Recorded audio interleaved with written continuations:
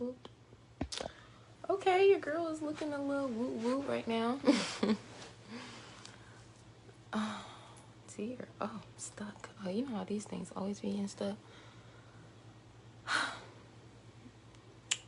Woo. I'm waiting for some people to join. I hate to wait though, because I like to get my live started immediately, but then people be coming on like, what did you say? So it's like it'd be a little contradicting. I probably should go live more often, that way people be wanting to like get into it as soon as I get into it. But we are practicing consistency, So greetings. I got a little heart. Today I wanted to express about sex education, the things that I've learned. I was just sitting here. I study my body. If I get to come in contact with another human being, I will study their physiology as well, especially if we are romantic, because I don't know, that's just me. Like, I'm just like that. And oh, never mind. I thought I was getting a call. But so in school, when they teach you sex education, all they do is teach you the diseases, and they tell you to wear condoms, and pretty much everything that they teach your children in school is absolutely baloney, right? Because for one thing, condoms are extremely bad for womb wellness. So I know that the spread of STDs and all that is crazy right now, but also condoms are detrimental to the health of a woman. What is it? Do you know what it is? What is it called? What it is lubricated with? Because, you know, condoms have that feel, that sticky feel that is awful for your vagina, let alone the fact that it's cheap plastic entering inside of you. It's not worth it just to not get pregnant. I'm telling you, and all you have to do, if you don't trust the person that you're sleeping with, you know, y'all go to the doctor, get tested, whatever the case may be. But what I really want to get into about sex education is deeper. I feel like men should know how to check a woman's cervix, because a lot of people have babies, and some people be like, oh, she trying to trap me, or people be getting pregnant without knowing that they were about to get pregnant, without knowing that they were ovulating, or these women are on birth control, all simply because they don't want to get pregnant. And I feel like it's a lack of knowledge. I feel like women should be taught, as well as men should be taught, how to check if a woman is fertile or not. I check myself throughout the whole month. Why? I just want to know, like, and I'm going to explain to you how to check. I'm going to explain to you different physiologies of the body and just how differences work. For one thing, when you're checking a woman for fertility, it's very simple. It's very easy. I don't know if you've ever been fingered before, or if you like fingering or whatever the case may be. If you're ever going to have somebody stick their fingers in your vagina, always make sure that they wash them first, because like that bacteria is not it. You know what I'm saying? Whatever was on their hands, definitely always wash. And whenever you're going to check yourself, of course, always wash as well. But it's so simple to check the vagina. A lot of people don't know. A lot of men don't even know a woman's physiology. So you don't even know, like, okay, there's the canal. There's the vaginal canal. This is where we enter through. This is where we have sex. We know the outside of the canal. We know what the lips, the clitoris, all of that. But inside the canal, boom, you go up. There's the cervix. The cervix is basically at the end of that woman's canal, right? The cervix is also the thing that opens up. That's when they're checking to see if your cervix is dilated, your cervix opens up. Normally, a woman's cervix, only when it opens up, it only has a slight slit, right? So in the beginning, on the days when she is fertile, if you were to finger her and to put your fingers in there, or you to check yourself, because some women don't know if they're fertile, when they're fertile, if they're ovulating, and we go to the doctors to figure it out, and all you got to do is check yourself at home, right? So the cervix, you stick your 1 or 2 fingers inside the cervix. The cervix usually remains in 3 positions. That's high, medium, and low. Low is when you can, usually they say low is when you can just stick your finger in. You see we have 3 lines on our fingers, right? Usually low, you can stick your finger in, and your cervix is right here. Your cervix is normally low when you're about to start your menstrual. Medium means it's moving up. When you're the most fertile that you can be, it is high. High, when your cervix is high, this is when you're ovulating. This is when you're fertile. This is the best time to have sex. Why? Because your vagina now has more space in it, because your cervix has moved up so that, you know, your man can get crazy in that joint without hitting it. You know what I'm saying? As easily as they would hit it when the cervix is low. In order to check if you are fertile, you would stick your fingers into your yoni and you will check to feel if the cervix is open. What it looks like is like, normally it's closed. It's a tiny little slit. When it's closed, all you can feel is like a little indentation, but the cervix is not open. When the cervix is open, it's a hole. Everybody's anatomy is different. So some people's hole is bigger than other people's hole. But ultimately, when you stick your fingers up to the cervix, feel around it, it feels like a little ball. You're going to feel, and during a fertile period, you're going to feel a slit is open. The slit is open. It's not going to be open very wide. You likely couldn't even stick your finger in it, but you will feel that it's open. Kind of like if we're thinking about the moon phases, it kind of goes from like closed, like a closed slit, to like opening more like the crescent moon, how that opens up like that, and it can open wider. How wide it opens would just all depend on your anatomy, because everybody is different. I know what mine feels like versus other people's, you know what I'm saying? So that's different, but that is the easiest way for you to tell if a woman is pregnant. Also, there is your vaginal fluids. That's another way for a woman to be able to tell if she's ovulating. I know that a lot of women are dealing with infertility in this day and age. A lot of women are dealing with infertility, or a lot of women are just lacking the knowledge of their own physiology. And then you get on birth control due to lack of knowledge. You're destroying the hormones and what's going on in the body, also that you don't reproduce, when all you had to do is check if you were fertile when you're having sex. It's very simple. And some people don't even go as far as sticking their fingers into their cervix, but I mean, it's really not that. It's not troublesome at all. It takes a couple seconds. Whereas you can also check based on the discharge. When you have sticky, creamy discharge, you are not fertile. If you are in your ovulation period and you have sticky, creamy discharge, that means that your hormones are imbalanced and you are not ovulating properly. And if your cervix is open and you do not have cervical mucus, I would not advise having sex, because you need the cervical mucus to have a smooth pregnancy, per se. And the cervical mucus, you know how the texture of cum is? Like a man's semen is very stretchy, it's sticky. You can stretch it out with your fingers. It's like gooey like. You secrete a mucus similar to that. They call it egg white cervical mucus. So you know how the egg white is stretchy, sticky, gooey, similar to the texture of semen. When you are fertile and ovulating, you secrete that type of cervical mucus. And it's similar to the cervical mucus it's similar to the mucus of semen. And that's another way that you know when you are fertile.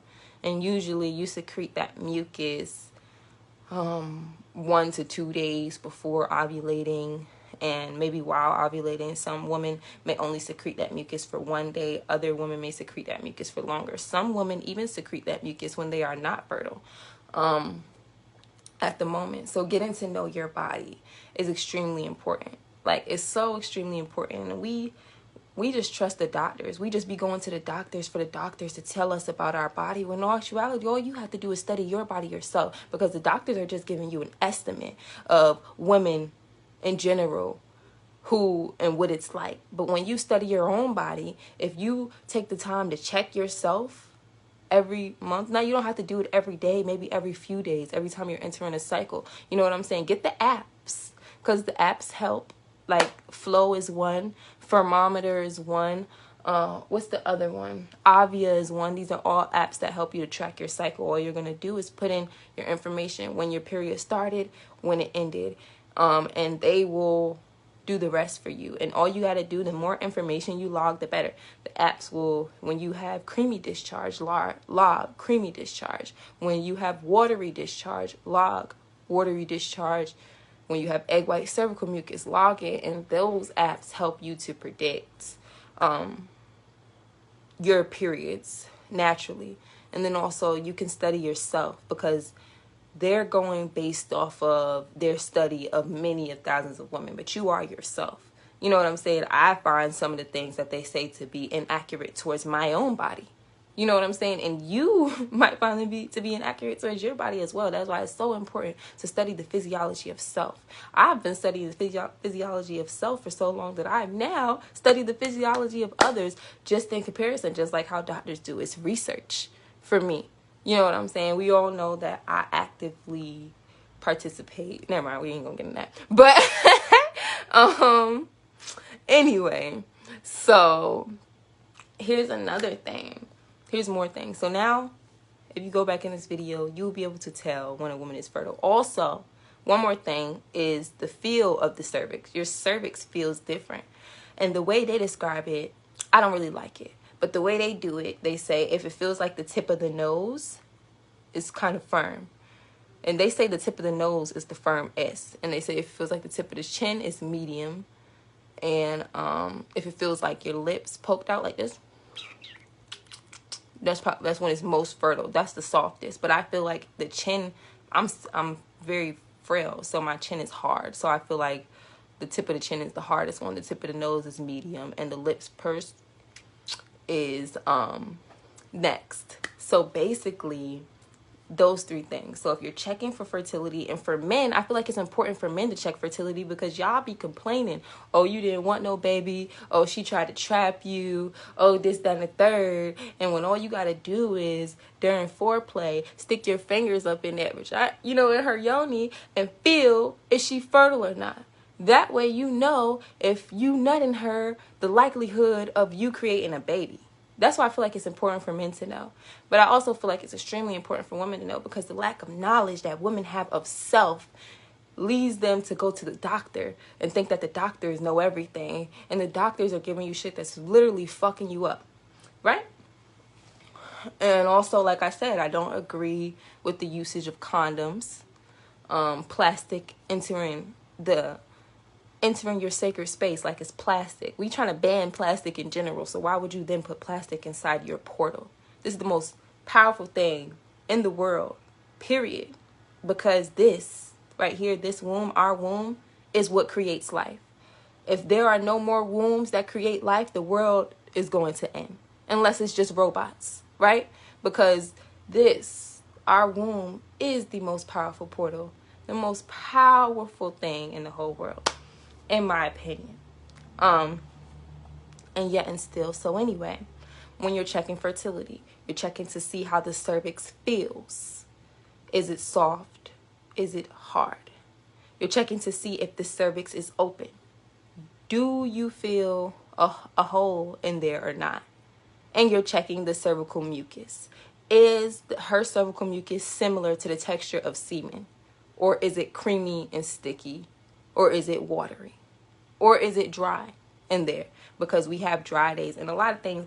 Women are so uneducated about the body. It annoys me. Because we be up here and people be showing pictures of their discharge. And it's like, if your pussy ain't leaking all month long and all year long, then bitch, you got whack pussy. And it's like, first of all, you should not be secreting discharge like that continuously all month long. Bad for the body. At the end of the day, the secretion, there's all different types of discharge. But European scientists lead you to believe that discharge is great, you know what I'm saying, and that it's supposed to happen all the time, when in actuality it's not. Because at the end of the day, your discharge is the release of toxins. This is how you can tell. You can also tell if a woman has something like an infection or an STD or whatever the case may be, based on her discharge. If her discharge is yellow or green, she may have an infection or an STI or whatever. You know what I'm saying? If her discharge is extremely clumpy and thick, the chances are that she may have a yeast infection. If her discharge is white and creamy, the chances are that she is not in a fertile state at the moment. And if her discharge is egg white or similar to the texture of semen, then the chances are that she is likely fertile at the moment. And you should not be secreting discharge all the time, because discharge is the release of toxins outside of the body. So how much toxins do you have if you constantly secrete discharge all year long?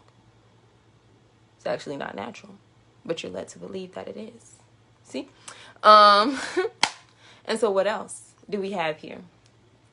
So, yeah. So usually if we're laying out discharge based on regular things, if we start, say you get your period around the first week of the month.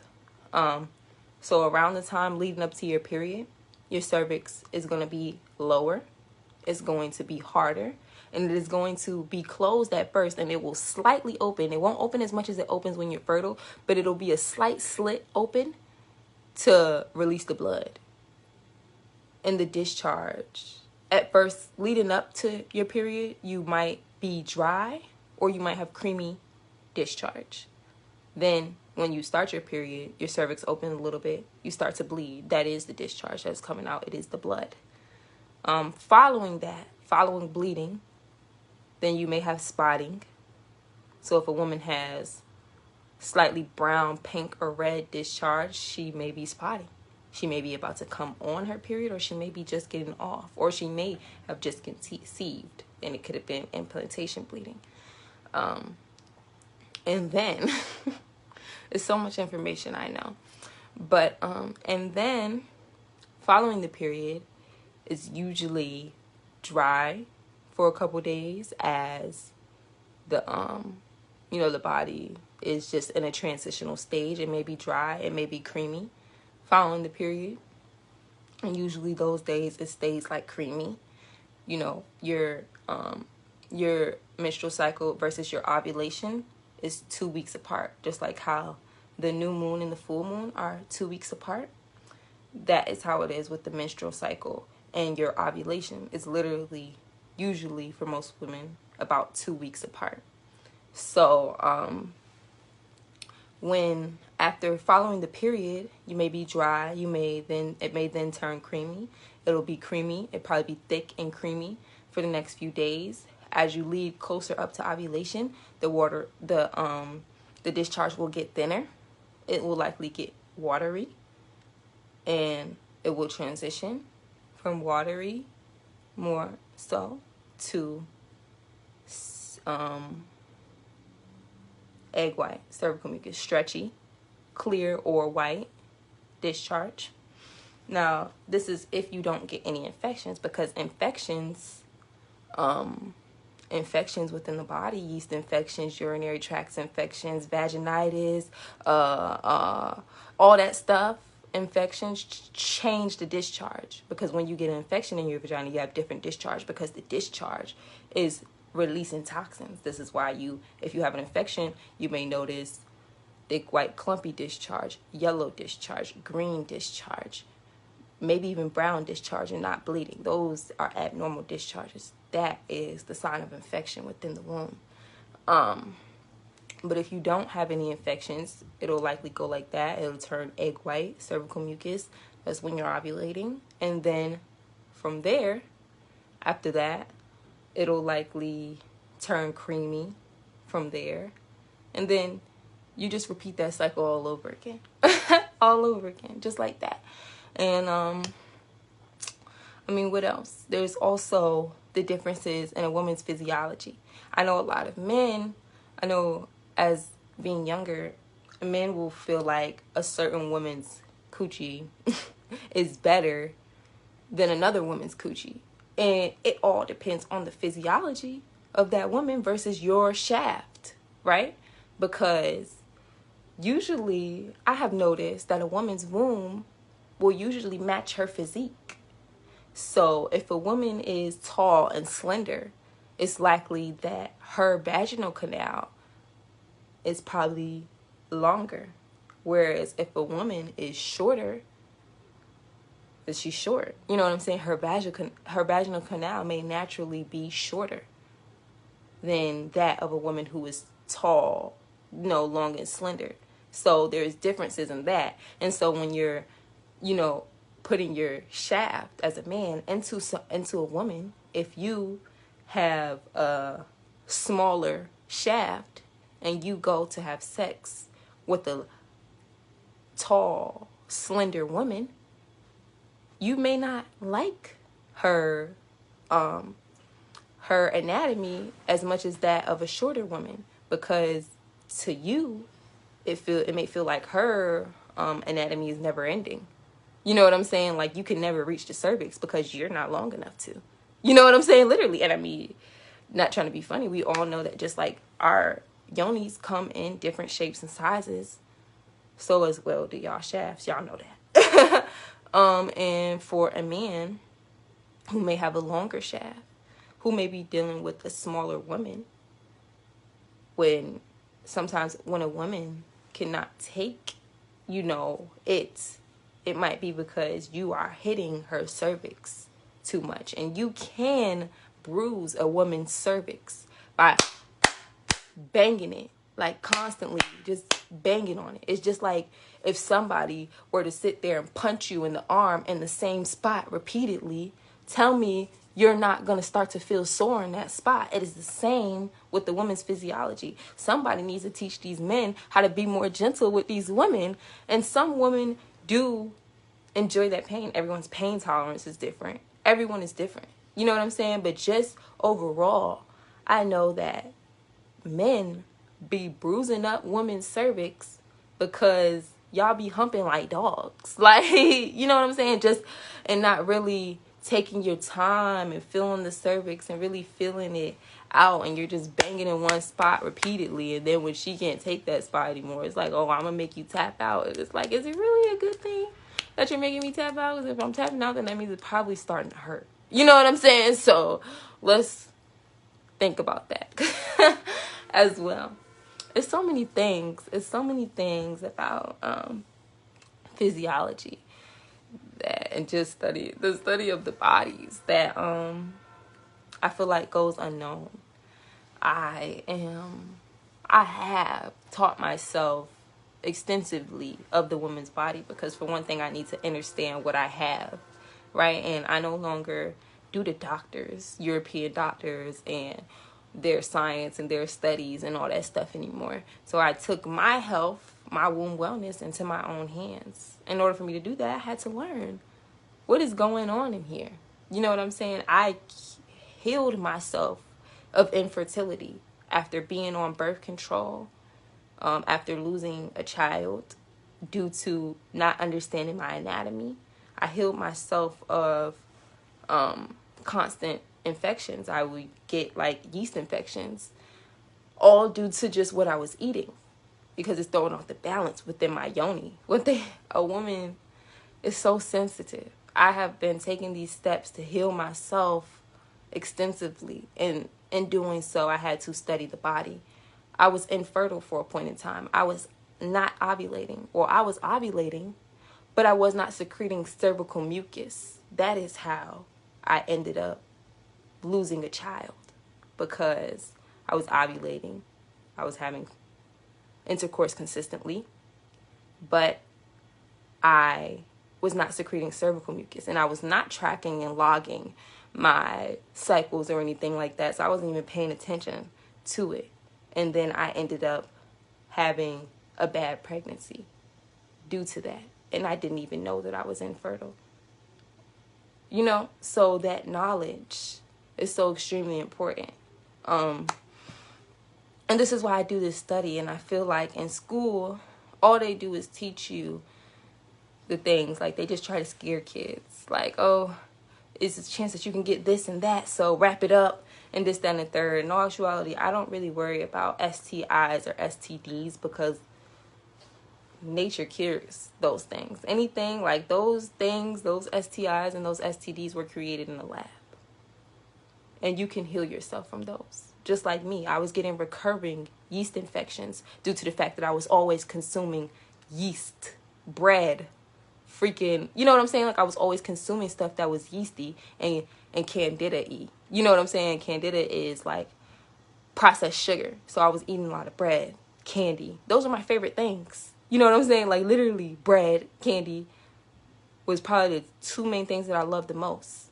And due to me eating those so much, I had an overgrowth of candida and yeast within the body.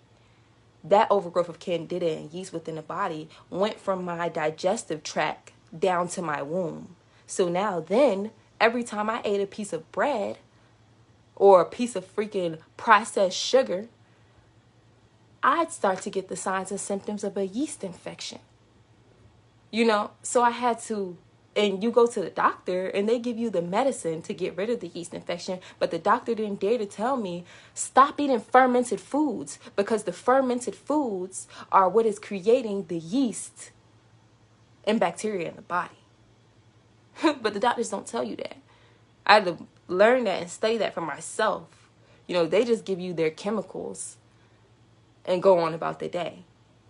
So, I mean, that is just why it is extremely important to be in the knowing of things. This is why I took my wound wellness and my overall health in general into my own hands, because you can't trust them, because they don't give you all the knowledge and information. They give you something that you got to pay for, and they keep you coming back. It's just like, if I'm going to teach you something, why I'm only going to teach you a little bit of something or give you this, but not give you the antidote to how to make it not happen again. It's a business. And I decided to no longer be funding their business. So there's that. And so overall, in this live, we went over the different phases of the womb. When you're fertile, when you're not fertile. We went over the cervix. We went over what the cervix is, the cervical position. We went over the different discharges that you may have from normal to abnormal. We went over the cycles. We went over the different anatomies of a woman. We also briefly spoke on, men's shafts and how that works and correlates with the womb. And all that stuff. And from here, I think I said enough. So I'm going to end it. And if you would like, I will save it so you can go back. And now you yourself can know how to tell. You can track your cycles. I gave you the apps that you can use to start helping them, the computers, to track your cycle, to help you out so that you know when you're fertile and when you're not fertile. And overall, it's just some knowledge for you to have about self, for you to start learning more about your body, especially if you're a woman. And if you're a man who is constantly correlating with women, you should know this information as well.